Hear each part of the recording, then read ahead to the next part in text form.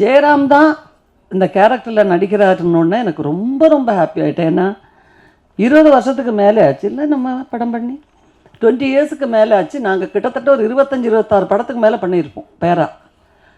அது பஞ்சதந்தத்துக்கு அப்புறம் புத்தம்புது காலைன்னு ஒரு ஆந்தாலஜி மட்டும்தான் பண்ணக்கூடிய வாய்ப்பு கிடச்சிது. அது கோவிட் டைமில். அது ஒன் டே தான் ஒர்க் பண்ணோம் காம்பினேஷன். அப்போது அதுக்கப்புறம் ஒரு பல கதைகளை கேட்டிருக்கோம். பட் சிலது எனக்கு பிடிக்கும், சிலது ஜெயராமுக்கு பிடிக்காது. நாங்கள் 2 பேரும் கம்யூனிகேட் பண்ணிப்போம்.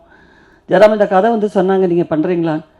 இல்லை, எனக்கு அப்படி ஒன்றும் ஒரு வித்தியாசமாக நம்மக்கிட்ட எதிர்பார்க்குற ஒன்று ஃபுல் சீரியஸாக இருக்கும். அந்த சீரியஸ்லேயும் நமக்கு பிடிச்ச மாதிரி சிலது அமையாது. அண்ட் இந்த ஸ்கிரிப்ட் கேட்ட உடனே பாண்டியராஜ் ஸ்கிரிப்டை பற்றி நமக்கு எப்போவுமே ஒரு நம்பிக்கை இருக்குது. பாண்டியராஜுக்குள்ளே இருக்கிற அந்த ரைட்டர் மேலே தான் எனக்கு மரியாதை அதிகம். ஏன்னா பசங்க படத்துலேருந்து அவருடைய எல்லா படங்களும் கிட்டத்தட்ட நான் பார்த்துருக்கேன். அந்த ஸ்கிரிப்டிங் அப்படிங்கிறதுல நிறைய டைம் எடுத்துக்குவார். அண்ட் சாதாரணமாக எப்போவுமே சொல்லுவாங்க, மலையாள படம் கம்மியான நாட்களில் ரொம்ப நல்ல குவாலிட்டி உள்ள படங்களை எடுத்துடுவாங்க, ரொம்ப சீக்கிரம் எடுத்துடுவாங்க. இப்போவும் சிங்கிள் ஷெட்யூல் 45 நாள், 47 நாள், 50 நாள். ஆனால் மலையாள படத்தை விட ஸ்பீடாக நான் ஒரு படம் ஒர்க் பண்ணது இந்த படம் தான் சமீபத்தில். எப்போ ஸ்டார்ட் பண்ணாங்க, எப்போ முடித்தாங்க, எனக்கு ஒரே அதிசயம். முடிஞ்சிடுச்சா ஷூட்டிங்? என்னால் மட்டும்தான் பல நேரங்களில் கோஆப்ரேட் பண்ண முடியாத சூழ்நிலை ஏற்பட்டிருக்கேன். ஏன்னா மலையாளம் அதிகமான படங்கள் பண்ணுறதுனால அங்கே இருந்து ட்ராவல் பண்ணிக்கிட்டே இருக்கணும் நான். ஸோ அந்த ஒரு கஷ்டம் எனக்கு இருந்துச்சு. பட் அதுக்கு நடுவில் எப்படி எப்படியோ சமாளித்து பல நேரங்களில் நான் வந்திருக்கேன். ஒவ்வொரு நாள் ஷூட்டிங்கும் இவங்க எல்லோரும் சொன்ன மாதிரியே ஒவ்வொரு நாள் ஷூட்டிங்கும் எனக்கு அவ்வளோ என்ஜாய் பண்ணுற மாதிரி இருந்துச்சு. ஏன்னா ஒரு கண்டென்ட் நல்லா இருக்குது, ஒரு கதை, கேரக்டர் எல்லாம் கிட்டத்தட்ட ஒரு 60% பக்காவாக இருந்துச்சுன்னா நம்ம அதில் நம்ம கொஞ்சம் இன்புட்டு, நம்ம இம்ப்ரவைசேஷன் அது ரொம்ப பிடிக்கும் நமக்கு. ஸோ அதனால் நாங்கள் 2 பேரும் பேசிப்போம். ஒரு சீன் கூட நாங்கள் 2 பேரும் இது வரைக்கும் ஆக்ட் பண்ணதில் ரிப்பீட்டேஷனாக எங்களுக்கு ஃபீல் ஆகலை. கிட்டத்தட்ட எல்லா படங்களுமே ஃபேமிலி ஓரியன்ட் படங்கள் தான் நாங்கள் பண்ணியிருக்கோம். ஆனால் அதில் இருக்கிறது ஏதாவது நேச்சுரலி வந்து நமக்கு அப்படியா வந்துடும். சில சீன்ஸ் எல்லாம் ஒரு குடும்பத்தில் ஹஸ்பண்ட் அண்ட் ஒய்ஃபு, குழந்தைங்க, அது இதுன்னு போது ஏதாவது நமக்கு வந்து ரிப்பீட்டேஷன் வரும். பட் எனக்கு தெரிஞ்ச எதுவுமே ரிப்பீட்டேஷன் இல்லை. ஒரு சீன் கூட ஐயோ நம்ம அந்த படத்தில் பண்ண மாதிரியும் இருக்குல்ல அப்படின்னு சொல்கிற மாதிரி ஒரு சீன் கூட அமையலை. அந்த அளவுக்கு நான் என்ஜாய் பண்ணியிருக்கேன். இவங்க 2 பேர் கூட அவந்திகா கூடவும் அனந்திகா கூடவும் சஞ்சனா கூடவும் ஒர்க் பண்ணது நாங்கள் ஒரு 2வது நாள் 3வது நாள்லேருந்து மறந்தாச்சு. நாங்கள் எல்லோரும் ஆர்டிஸ்ட்டு ஆக்ட் பண்ண வர்றோங்கிறது. And Tamil Kumaran sir, Mysskin sir எவ்வளோ நல்ல டைரக்டர் மிஷ்கின்கிறது உங்களுக்கு எல்லாருக்கும் தெரியும். ரொம்ப வித்தியாசமான சிந்தனையுடையவர், நல்ல ஒரு கிரியேட்டர். அவருக்குள்ளே இப்படி ஒரு நல்ல ஆக்டர், அதுவும் ஹியூமர் டைமிங் உள்ள ஒரு ஆக்டர் இருக்குன்னு இந்த படத்துக்கு அப்புறம் தான் எனக்கு தெரிஞ்சுது. எங்கள் காம்பினேஷனில் பிரமாதமான ஒரு சீக்வன்ஸ் அமைஞ்சிருக்கு. அதில் நல்லா நடிச்சிட்டார், பிரமாதமாக நடிச்சிட்டாரு. அண்டு நல்ல கேஸ்டிங்கில் பாண்டியராஜ் 100% அவர் சக்ஸஸ் ஆகிட்டாருன்னு தான் சொல்லணும். ஒரு ஆர்டிஸ்ட் கூட ஒரு ராங் சாய்ஸ் அப்படின்னு சொல்கிறதுக்கு இல்லை. நீங்கள் ட்ரெய்லர் கூட பார்த்துருப்பீங்க, ஒரு லேடி கேரக்டர் இப்படியே வர்றது. அவங்க யார், எப்படி அவங்க ஆக்ட் பண்ணாங்க, ஒரு ட்ரெய்லரை வந்து அந்த சீனே அசத்துற அளவுக்கு அவங்க ஆக்ட் பண்ணது எப்படிங்கிறதெல்லாம் டைரக்டர் சொல்லுவார், நீங்கள் கேட்டுக்கோங்க. அதுதான் முந்தானே முடிச்சில் அந்த விளக்கு வச்ச நேரத்தில் பாட்டில் அந்த பிகினிங்கில் ஒரு தாத்தா பாட்டி வருவாங்க. அப்போ அவங்க ஏதோ ஆர்டிஸ்ட்டுன்னு தான் நான் நினச்சிருந்தேன். ஏன்னா அவ்வளோ அழகாக அவ்வளோ லட்சணமாக இருந்தாங்க 2 பேரும். பட் அந்த ஊரில் இருக்கிற தாத்தா பாட்டி அவங்க அதுக்கப்புறம் அந்த வயசில் பிஸி ஆகிட்டாங்க.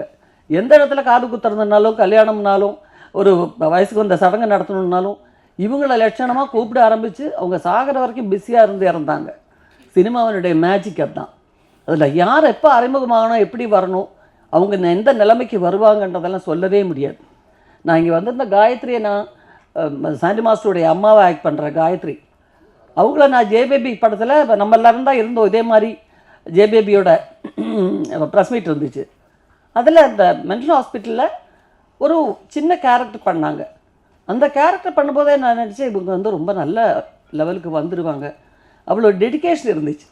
ஒருத்தர் ஆக்ட் பண்ணணும்னு எடுக்கிற அந்த ஒரு தன் வேலையில் எடுக்கக்கூடிய முயற்சியை தான் நம்ம முதல்ல பாராட்டணும். அவங்க நம்மளை மாதிரியே பர்ஃபெக்டாக பண்ணுறாங்களாங்கிறது அப்புறம். ஸோ அதில் எல்லாருமே சாண்டி மாஸ்டர் நான் லோகா படத்திலே பார்த்துட்டு நான் அசந்துட்டேன்.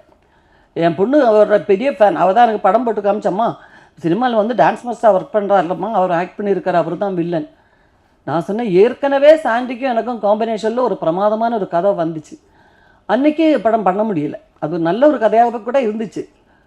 அப்புறம் ரொம்ப தற்செயலாக இந்த கேரக்டர் வந்துச்சு. பட் எங்கள் காம்பினேஷன் ரொம்ப நல்ல சீக்வன்ஸ் அமைஞ்சதெல்லாம் நீங்கள் இதை பார்த்தீங்கன்னா தெரியும் எந்த அளவுக்கு அவர் அந்த கேரக்டர் பண்ணியிருக்காருங்கிறது. அப்படி ஒவ்வொருத்தரும் யோகி பாபுவை வந்து நிறைய படம் நாங்கள் பண்ணியிருக்கோம் காம்பினேஷன். பட் இதில் ரொம்ப வித்தியாசமாக இருக்கும். காமெடி மட்டும் இல்லை, அந்த சீரியஸாக எல்லாமே கலந்துருக்கிற ஒரு கேரக்டர் யோகி பாபு. நீங்கள் சமீபத்தில் பாபு அந்த மாதிரி ஒரு படத்தில் பார்த்துருப்பீங்களான்னு சொல்ல முடியாது, அந்த மாதிரி. அண்ட் அல்டிமேட்டாக சொல்லணுன்னா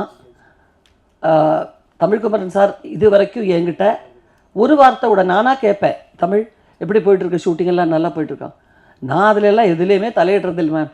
என்ன ஒரு கேரக்டர் பண்ண சொன்னாங்க, எப்போ பார்த்தாலும் ஒரு எலெக்ஷன், அந்த தயாரிப்பாளர் சங்க எலெக்ஷனில் இருப்பார், அந்த அவசரத்தில் இருப்பார், இல்லைன்னா துபாய் போய்ட்டு வந்த மேடம். நான் சொன்னேன், உங்களுக்கு துபாயில் பெர்மனன்ட் வேலை கொடுத்துட்டாங்களா தமிழ், இல்லை படம் எடுக்கிற வேலை இருக்கா அப்படின்னு. எனக்கு அந்த டென்ஷன் இப்போ நான் எடுத்துக்கிறதே இல்லை மேம், எல்லாம் அவரே பார்த்துக்குவார். பட் அதே மாதிரியே அவர் சொன்ன மாதிரியே கொஞ்சம் கூட ஒரு எல்லாருமே வைரல் ஃபீவர். அந்த படம் ஒரு சின்னதாக அந்த மிடில் கிளாஸ் குடும்பத்தில் இருக்கிற ஒரு சின்னதாக ஒரு வீட்டில் தான் ஷூட் பண்ணாங்க. அந்த வீடை ஃபுல்லாக அந்த பிளாக் கிளாத் வச்சு மூடி டே ஃபார் நைட் எடுப்பாங்க. இது எல்லாம் அந்த ஆக்சிஜன் கம்மியாக இருக்கிறதுனால அந்த வைரல் ஃபீவர் எல்லாருக்குமே, நாங்கள் எல்லோரும் அஃபெக்டட் ஆகி ஆல்மோஸ்ட் எல்லாருக்குமே இருமல், அந்த மாதிரி ஒரு ஸ்டேஜில் தான் எடுத்தோம். பட் ஒர்க் பண்ணுற அந்த படத்துடைய கண்டென்ட்னால எல்லாத்தையும் மறந்துட்டோம். அதுதான். அண்ட் அந்த விஷயத்தில் வந்து பாண்டியராஜ் சாருக்கு நான் நன்றியே சொல்லணும். அண்ட் அசோசியேட்ஸ் ஒவ்வொருத்தரும் திவ்யாவுக்கு இன்னே வரைக்கும் திவ்யா ஒர்க் பண்ணுறது கூட இப்போ அங்கே போயிட்டு தான் வந்துட்டுருக்கு திவ்யா. ஸோ அது வந்து ஒரு மிகப்பெரிய ஒரு கோஆப்ரேஷன் சொல்கிறது திவ்யாவை சொல்லணும். ஏன்னா ஒரு பக்கம் ப்ராம்ப்டிங் நடக்கும், ஒரு பக்கம் ஃபுட்டை பற்றி சொல்லுவாங்க, ஒரு பக்கம் காஸ்டியூமுக்கு சொல்லுவாங்க, எல்லாமே அதுதான் ஒரு மேற்பார்வைன்னு சொல்லணும். அதே மாதிரி அவுட்டோர் ஷூட் ஃபுல்லாக ஜெகன் தான். ஜெகனுடைய படத்துக்கு இப்போ ஜெகன் பேசினாரே மேடையில், இப்போ அவருடைய படத்துக்கான வேலைகள் ஒரு பக்கம் போயிட்டுருக்கு. ஆனால் பாண்டியராஜ் மேலே இருக்கிற ஒரு அன்பும் ரெஸ்பெக்டும் அவுட்டோரில் வந்து எல்லாத்தையும் சமாளித்து, ஸோ ஒவ்வொருத்தருமே மிகப்பெரிய அளவில் இதில் உழைச்சிருக்காங்க. And thank you Pandiraj and Jayaram, thank you so much. ஏன்னா பல சந்தர்ப்பங்களில் இந்த படத்தில் நான் ஃபேஸ் பண்ண பல சந்தர்ப்பங்களில் ஜெயராம் இல்லாமல் வேறு எந்த ஆக்டராக இருந்தாலும் எனக்கு இந்த அளவுக்கு என்ன சொல்கிறது, நாங்கள் டெய்லி கம்யூனிகேட் பண்ணிப்போம் சின்ன சின்ன விஷயங்களாக இருந்தால் கூட.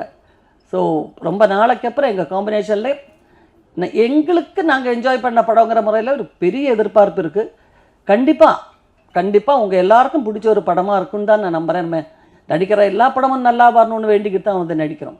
பட் இருந்தாலும் இந்த படத்தை ஸ்பெஷலாக சொல்கிறதுக்கு என்னென்னா, ஒரு ரைட்டருடைய மிகப்பெரிய உழைப்பு இந்த படத்தில் உங்களுக்கு தெரியும். அதனால தான் சொல்கிறேன். ஸோ எங்களால் முடிஞ்ச அளவுக்கு நல்லபடியாக பண்ணுறதுக்கு நாங்கள் முயற்சி பண்ணியிருக்கோம். உங்கள் எல்லாருடைய கோஆப்ரேஷன் தேவை. இப்போ நாங்கள்லாம் வந்த கரியரில் வந்த டைமில் படம் நடிச்சுட்டு போனால் போதும், அப்புறம் 100ஆவது நாள் விழாவுக்கு ஒரு ஷீல்டு கொடுப்பாங்க, அதோடு முடிஞ்சு போச்சு. அந்த சினிமா சம்பந்தப்பட்ட ஒரு 4-5 மேகசின்ஸ் அவ்வளோதான் இருக்கும். பட் இப்போ இதை வந்து ஜனங்க மத்தியில் கொண்டு போய் ரீச் பண்ணுறதுக்கு உங்களுடைய எல்லாருடைய கோஆப்ரேஷன் தேவைப்படுது. ஸோ அதை நல்லபடியாக நீங்கள் பண்ணி கொடுக்கணும். Thank you so much. ரொம்ப ரொம்ப நன்றி.